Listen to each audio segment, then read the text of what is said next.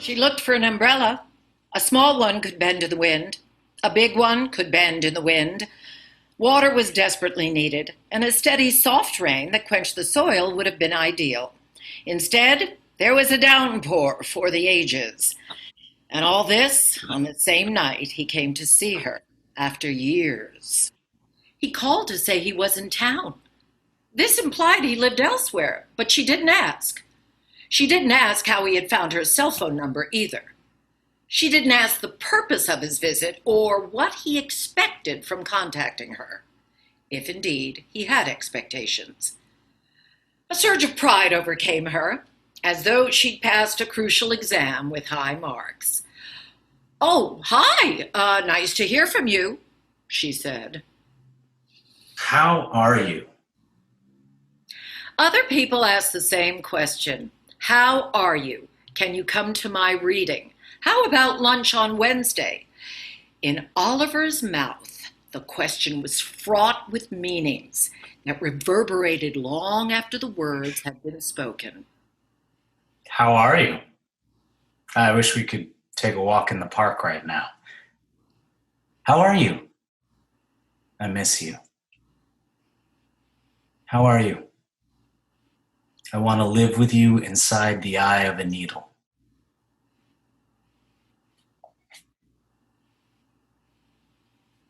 How are you? I'm well.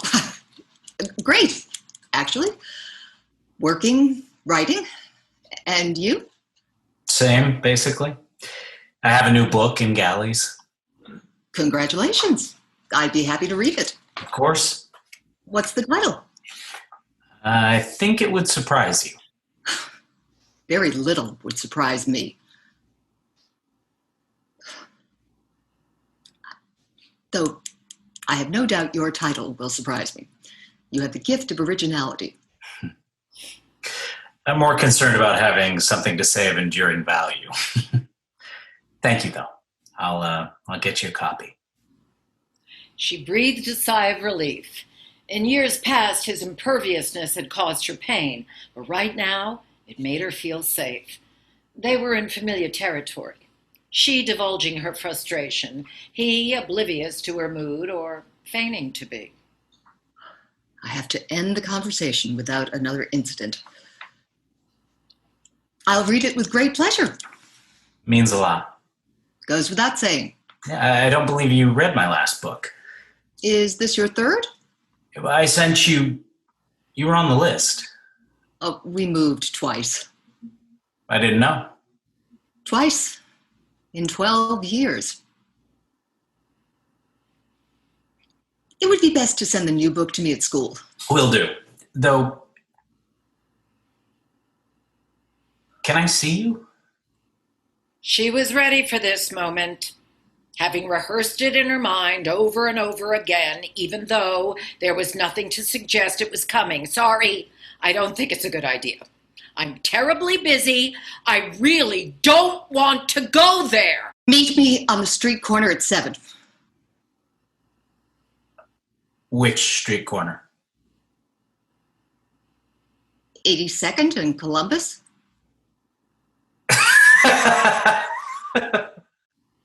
What's amusing?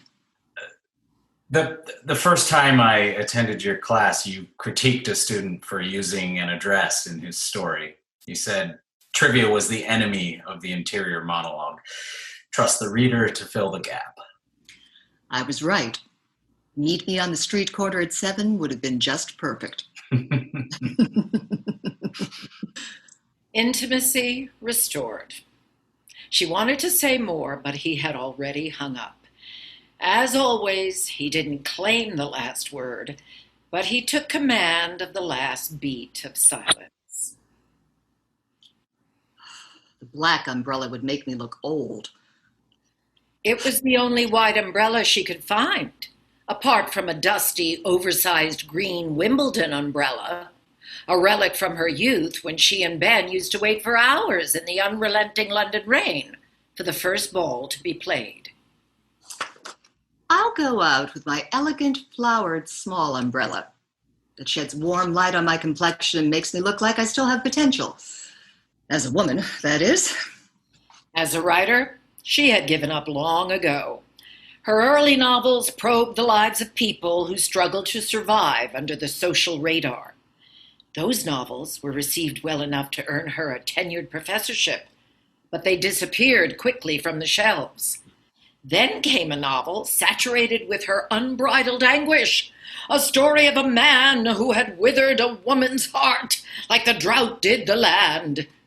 It instantly climbed to the top of the chart. It was a piece of fiction, but so much of it had been lifted from my clandestine experience, I felt guilty of plagiarism. I was grateful not to have been found out. After the buzz had died down, she fell into a depression, worse than the one that spawned the writing of the novel.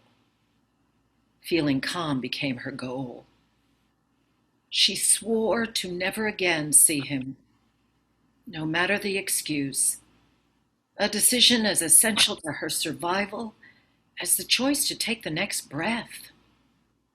She couldn't carelessly break that pledge, like an alcoholic taking just that one sip.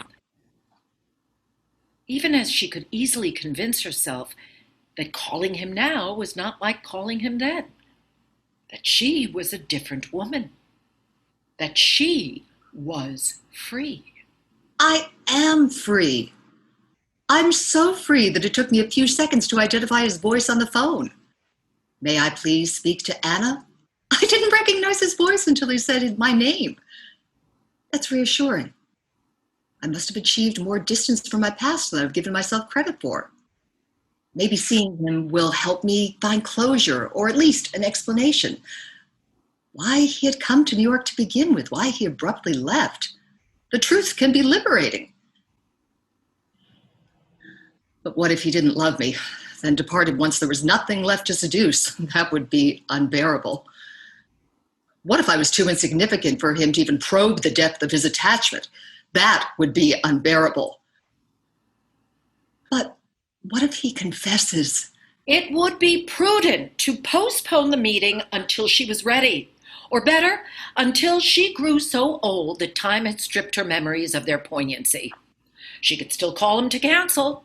His number was on her cell phone. Like all incoming callers except for those unidentified, he was identified. A New York number. Why does he have a New York number if he lives elsewhere? Does he come to town often enough to have a local phone? Is he in a relationship? Is he in love? Is he in agony? Oliver, why didn't you come last night? I waited for an hour. Has anything happened? Did you get into an accident? I'm so worried. Can you give me a sign of life? Oliver, I know you said, but you wouldn't just break it off without a last goodbye. When can we meet?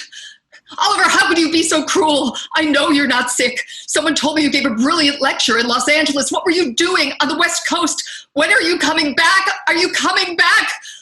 Oliver, are you at home? Wrong number. Oliver. Despite the intensity of their relationship, she couldn't recall the nuances of his features. She remembered his soft hair parted to the left that often fell over one eye, that and the smile on his face when he first read his poem to her. That smile was carved under the outer layer of her skin, where it could not be removed without killing her. I've written a poem. It's not good, but it's the only one I have. Maybe it's better than you think. Yeah, I was excited about it at first, but then I realized that I was just thrilled about writing something from start to finish. I feel like an amateur. The distance between amateurs and professionals is breached by studying, hard work, and a healthy dose of self-doubt. I have plenty of the latter. Good. Now we're getting somewhere. She stopped to look at him, enchanted by his sincerity. There was a rhythm to their conversation that made her feel light on her feet. Come to open reading tomorrow and let us hear your poem. I'd be crushed if you rejected it. You may not have to cross that bridge, so why suffer now? It's easier to fail if you're prepared for it. No, it isn't. She forgot that conversation until the next day, when he read his poem in class. It was not a love poem, and yet the fragility of his images made it penetrate through her pores as if it were. She remembered distinctly the poem's first dozen words, to which she listened with her capacity for critical analysis intact. Then she got lost in the indefinable, unsure if it was the poem that touched her so deeply, or his elusive smile that implied, "I wrote it for you." She fumbled in her bag for something that could help stabilize her for a moment, but it was too late. She was inside his poem. Her certainty vanished. Is my poem good? Is my poem good enough to get me admitted? Is my poem good enough to get me a scholarship? Is my poem good enough to get published in your journal? Is my poem good enough to make her sleep with me? It was 6:30. Ben was never home before 8, and tonight he had a staff meeting, so he'd be even later. She sat down to write him a note. Several notes. Drink with an old friend. Back soon. Singing in the rain. See you later. Out to a movie. Dinner on the stove. If I'm not back by midnight, you'll know I didn't deserve you. I never have. She tore them into pieces. She'd call Ben later when she knew what she was doing. All sort of scenarios were racing through her head. She'd be waiting on the street corner for 10 minutes and Oliver wouldn't show like he didn't for their last rendezvous. She'd step out to the street and see him at the corner, his arm around the shoulder of a woman whom he'd introduce as his wife. She'd walk toward him, and he'd say he'd been offered her job, and he felt that after all she had done for his career, he should tell her in person. She'd walk toward him and gaze at his emaciated, pale face, and he'd say he had only a few weeks left to live, and he wanted to say goodbye. I'd step out onto the empty street looking for a slender man with an umbrella. I'd see him at the corner. I'd wave to him, and he'd get so excited, he'd drop his umbrella and rush to me for a never-ending embrace. I'd say, "Hello. You haven't changed much." I couldn't be that banal. I'd say, "It's been a long time." I couldn't be that sentimental. I'd say I forgot his face. That's more likely. Aggressive, but true. I forgot your face. I forgot your voice. I can't forget the hours of the days that seemed hollow when you weren't around. She opened and closed her tiny umbrella to make sure it worked.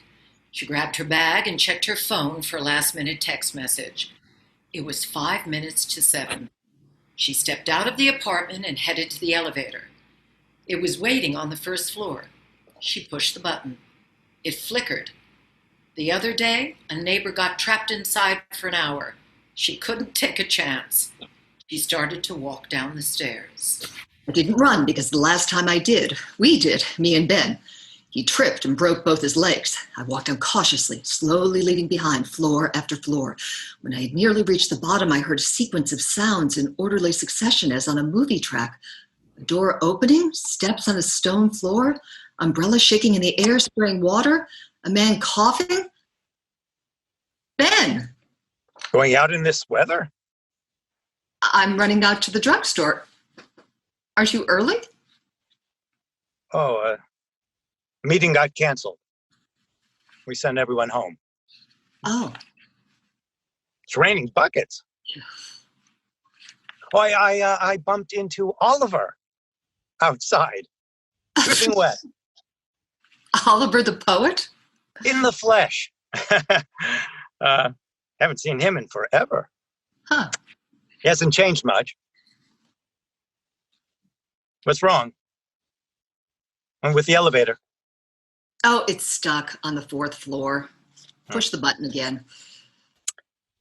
They should really fix this thing. Huh? Yeah. I know what you're thinking. What? That I should walk up the stairs. I know. I've got to start exercising. You sure do. I'll join your gym next week. I promise.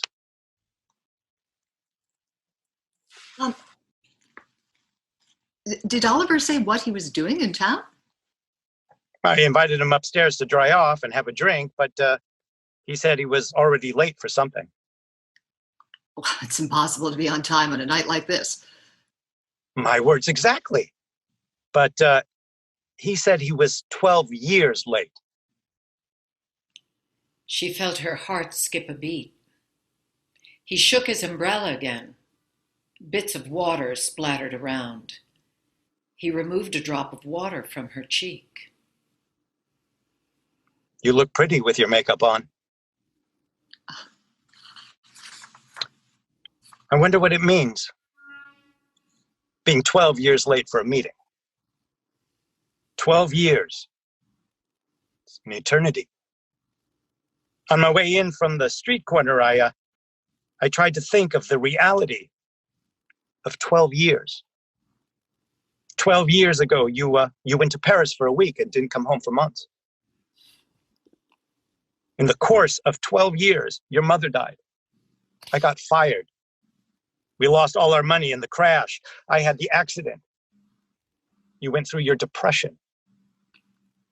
In 12 years, we went all the way into the abyss several times and pulled each other back out. Being 12 years late sounds romantic, enigmatic, the kind of thing some of us might say at a gathering of pseudo-creative original writers. He was 12 years late to a meeting. Could be a provocative opening line. I'm sure Oliver didn't mean it that flippantly. Oh, sure, you're right.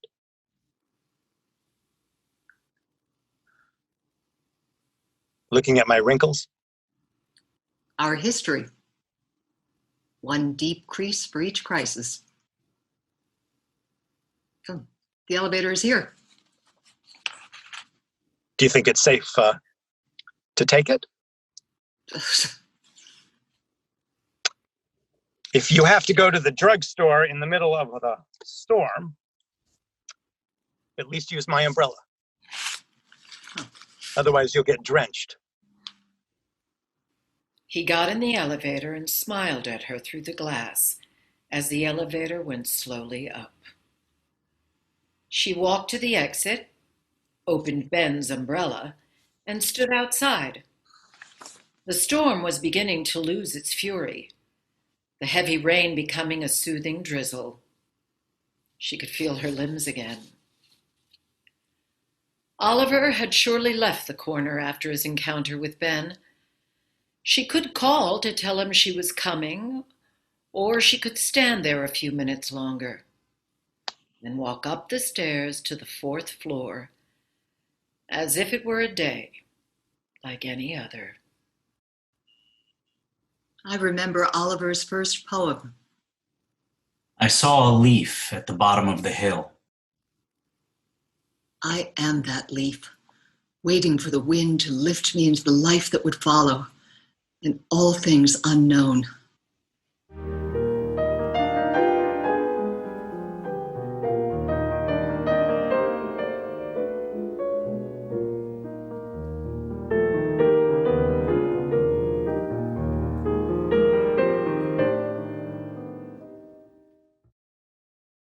It's a moment in a novel, or in a movie, or in someone's late night post for a drink story, which you suspect can't possibly be true, even though you're glued to your seat and soaking it in, trying to appropriate it so it can become your story. A story that could change your life, that could place you in the heart of a drama, The kind of story that happens to other people, even as you fantasize, you know that had destiny made an error and chosen you, you'd squander the opportunity because you're incapable of participating in the art of living.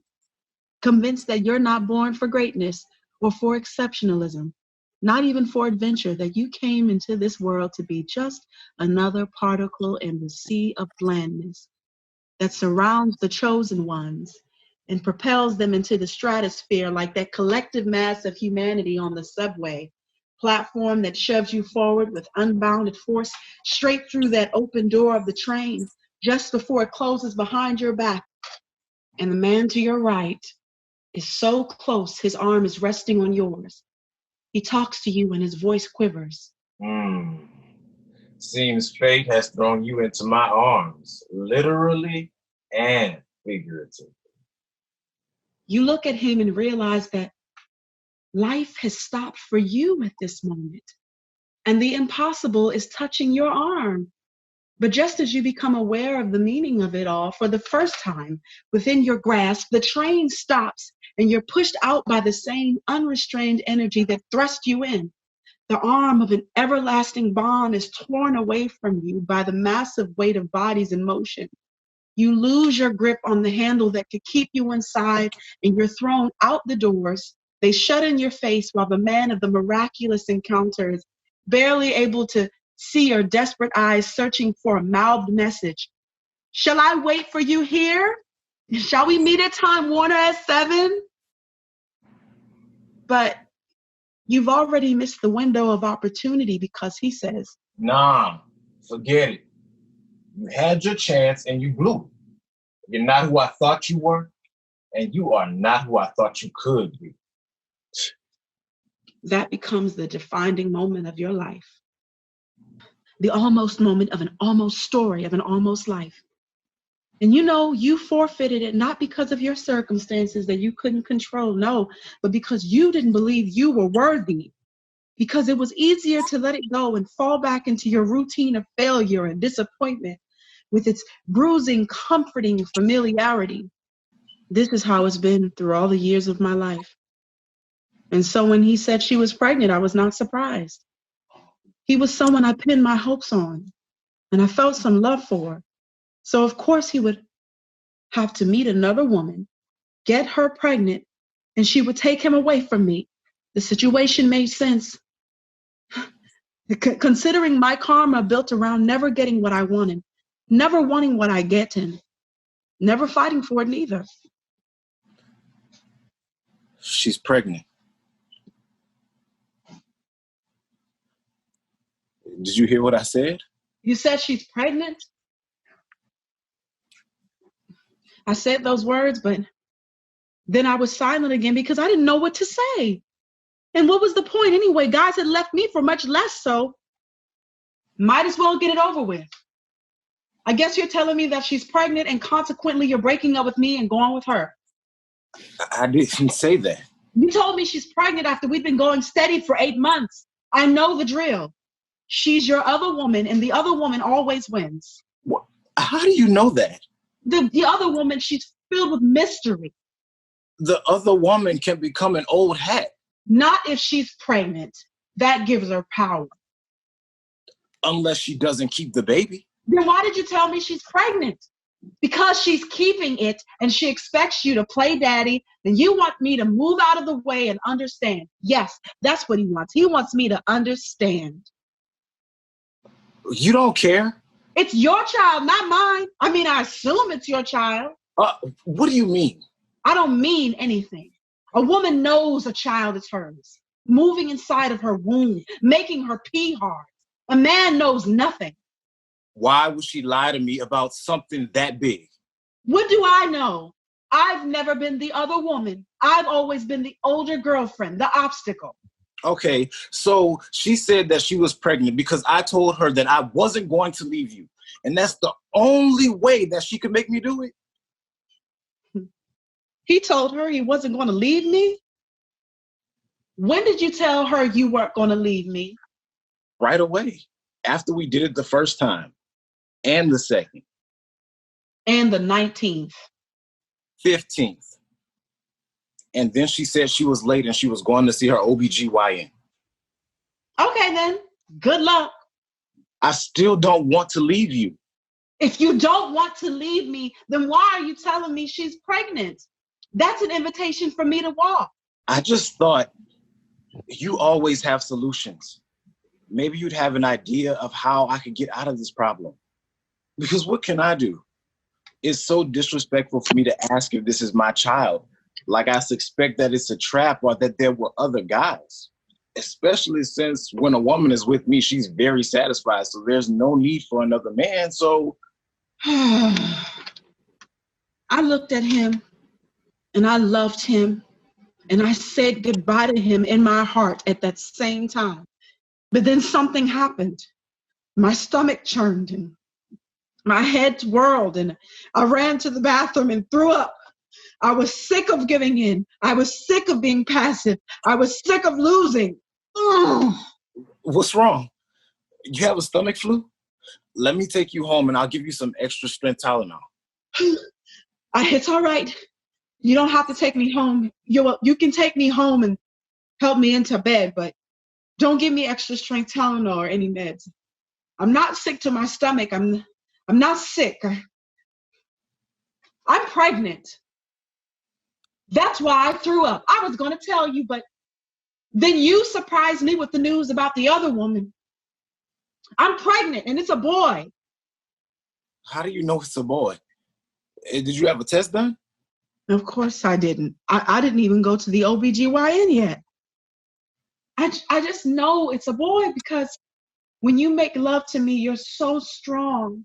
And I can feel all that testosterone flowing into my bloodstream. So it must be a boy.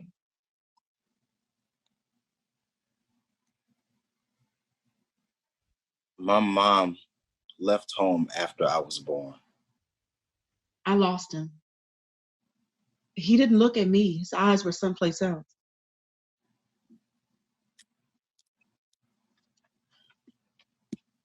I felt my last bit of self-worth stuck in my throat, doomed to fail. Doomed, whatever I did, doomed to fail. Whatever I said, I'm not going anywhere.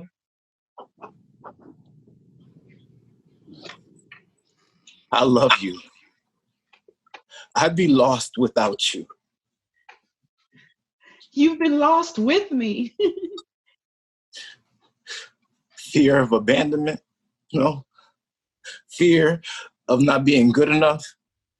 And all the other crappy excuses for cheating. I couldn't believe I said it. The words just fell out of my mouth. I can do better. Show me. The next day, he took me to the OBGYN. I was pregnant. And 2 months later, they did a test and it was a boy. The other woman disappeared from the scene. Maybe she had other prospective fathers for her baby.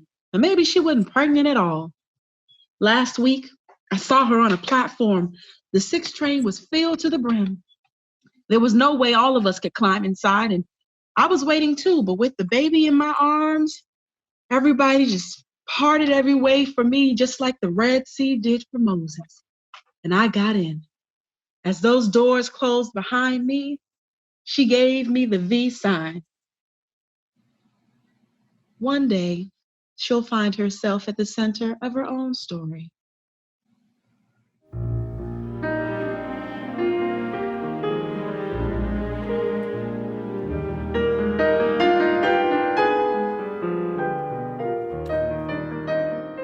He lied. I cried. I had no tissues in my bag. A man offered me his handkerchief. I wiped away my tears. He smiled. I married him. We were happy. He bought a car. I bought tissues. He lied. I cried. I wiped away my tears and kicked him out.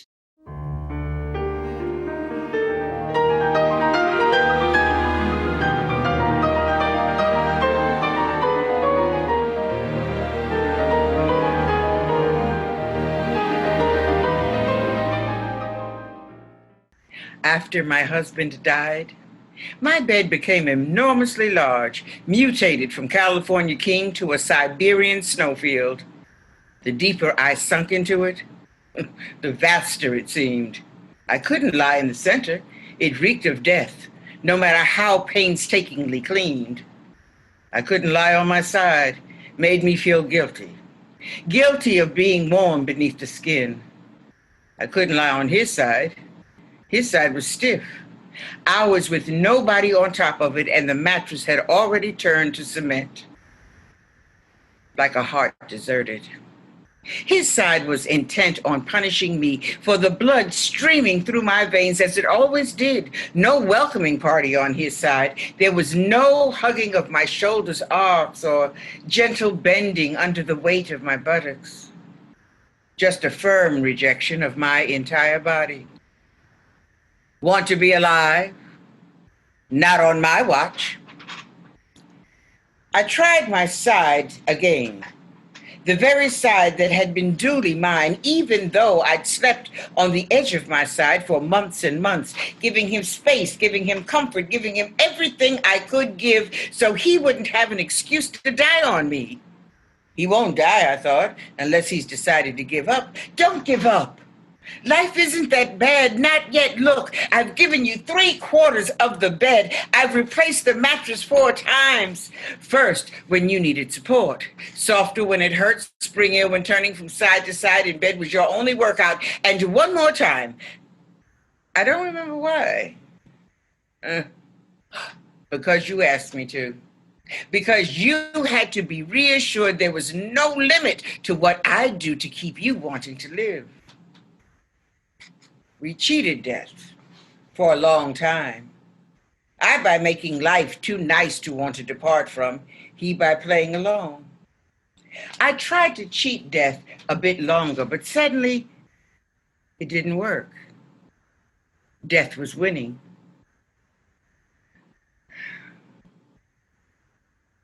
I could see it in his eyes as they drew deeper into the sockets.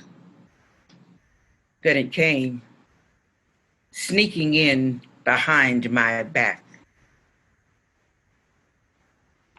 I was sleeping on the edge of the bed, hoping I wouldn't fall off and crack my head. I didn't mind dying, but I refused to become a vegetable. And maybe I did mind dying, come to think of it. Even though I slept on the edge of my side and could have easily lost my balance and fallen to the floor, I never did. Which proves that I did not want to die, not even after he had. Why didn't I want to die with him? I loved him so much that I cared for him at home until the very last minute.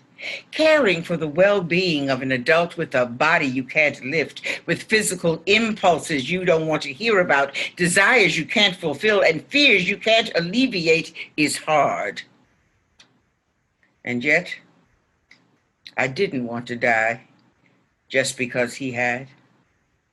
Was that a betrayal or a natural instinct?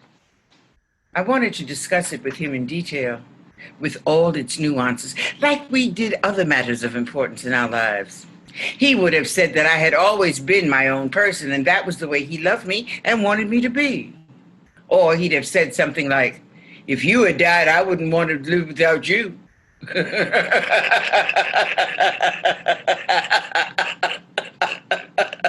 But I would have known it was a fib because he liked good wine and cigars too much to just die with me.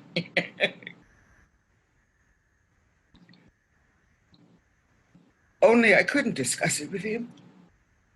I couldn't even look at him to discern his thoughts.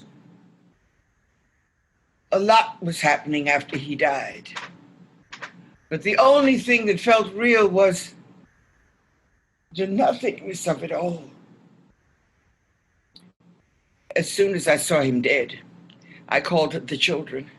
Then I put on my black slacks and sweater and ran downstairs. Why did I dress and run downstairs? There was nothing to do and no place to go. I took the elevator back up. The children would be here soon. I sat on the edge of the bed and listened to the deafening silence of the end.